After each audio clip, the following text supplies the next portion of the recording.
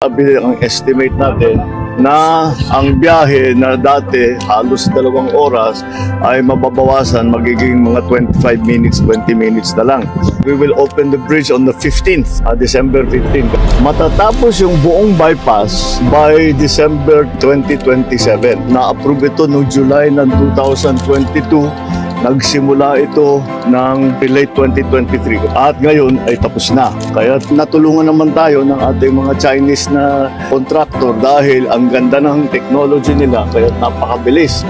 This is one of the 4 major projects that our legacy projects that we will be finishing in Davao and its environs. I'm congratulating the DPWH for their good attention to this matter, and lahat ng nagtrabaho rito, congratulations, at we're looking forward to December 15 kung kailan meron ng dadaan na traffic dito.